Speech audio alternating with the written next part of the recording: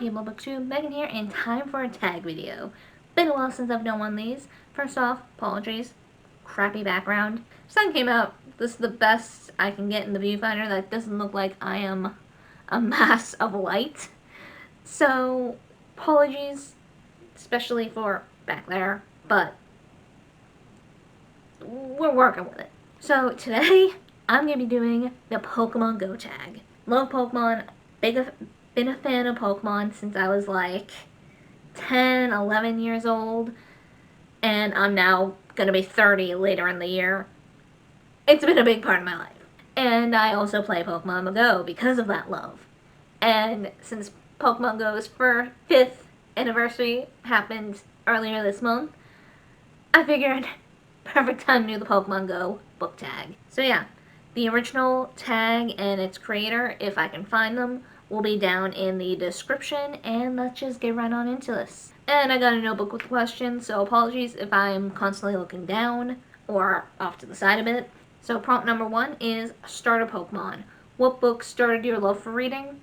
I've always loved reading since I was like a little kid. Can't remember what one seriously triggered my love for reading. Might have been the little critter books, but the series that had like the biggest impact on my early life that I can remember is the Harry Potter series. They were introduced to me in a very difficult time in my life, and for the longest time it was all I read. Like, from 2nd or 3rd grade to like the 5th grade, maybe even like early 6th grade, I just kept reading the books back to back to back to back. And I think at that point, only the first 4 books were out. So I was just like, finished the 4th book, instantly went back to reread the 1st. It definitely was like the book series that cemented what types of books I like to read.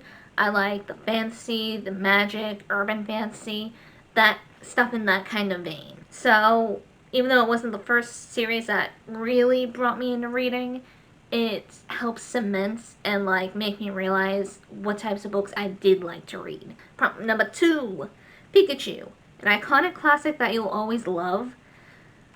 I haven't really read any classics. They don't appeal to me, or at least like what I think of as classics. So I don't really have an answer for this one. Prompt number 3 is Zubats, a book that you lost interest in because it's everywhere. The first thing that comes to mind is the Selection series. Prompt number 4 is Ditto, a book that reminds you of countless others, but you love it anyway. The Red Queen series by Victoria Aveyard. I know this has so many similarities to other dystopian books out there, but I still love it. I'm still a sucker for those. Prompt number 5 is Snorlax, a book or series that you have yet to start because of its sheer size. A Song of Ice and Fire by George R.R. Martin. I know I would probably enjoy the books if I wanted to pick them up, but no.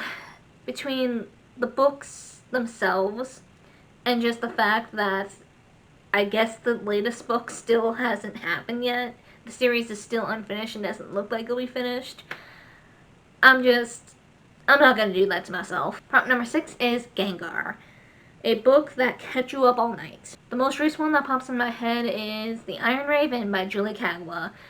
This book came out earlier in the year, and I was up so late reading, which was a mistake because I had work the next day and I was not happy with myself. Prompt number 7 is Nidoqueen and Nidoking, your favorite bookish OTP.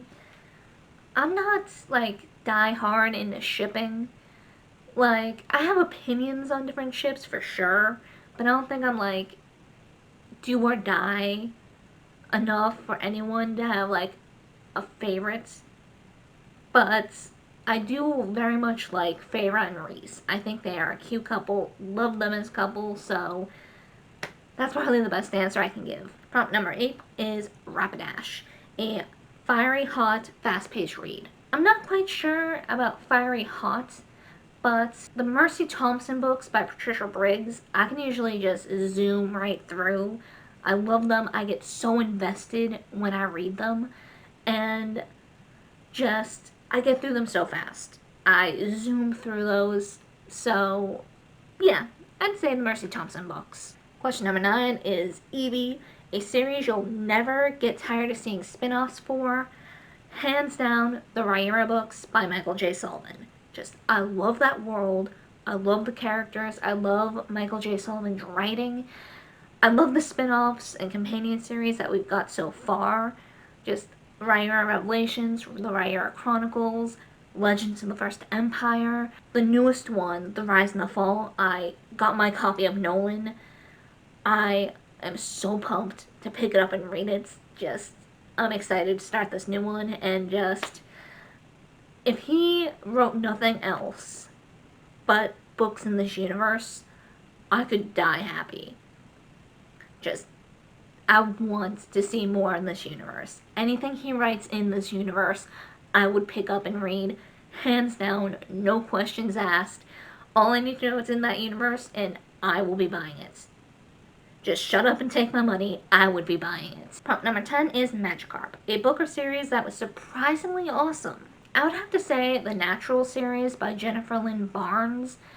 I was pumped to read this series. It sounded interesting to me, but some of Jennifer Lynn Barnes' books have been hit or miss for me. There are some books of hers that I really liked, and a few that I'm like, I could have lived without reading that. And I do primarily read more fantasy-esque things, like outright fantasy, urban fantasy, anything with like a fantasy or paranormal, supernatural twist to it.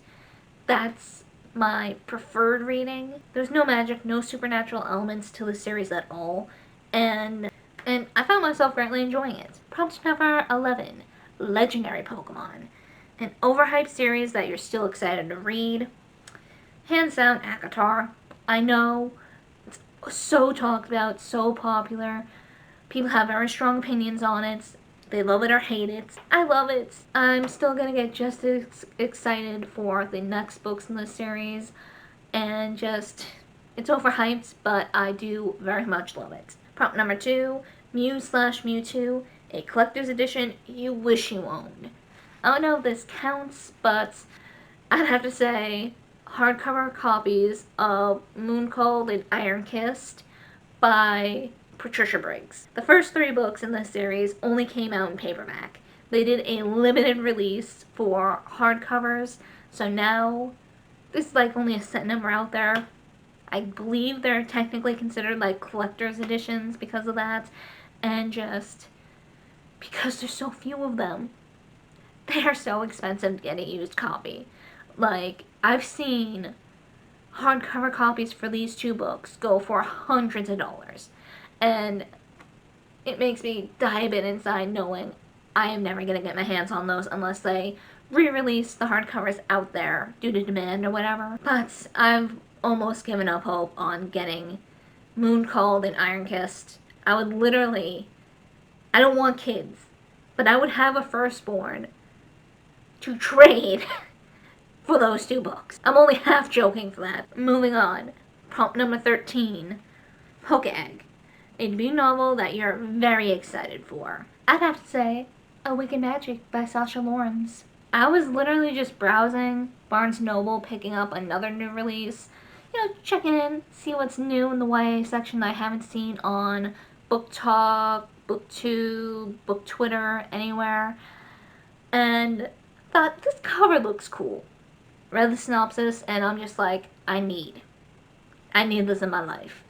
And yeah, I believe this is her debut novel. I didn't see anything else on her Goodreads, so I could be wrong. If I'm wrong, my bad.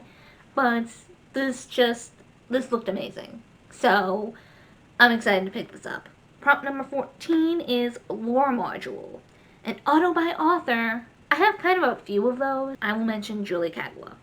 Loved everything she has written so far. I think the only series that I haven't read yet is The Shadow of the Fox, because I haven't had time, and I plan to remedy that very soon. And yeah, she is an auto-buy and auto-read author for me. And finally, prompt number 15, Servers Down. Oh my god.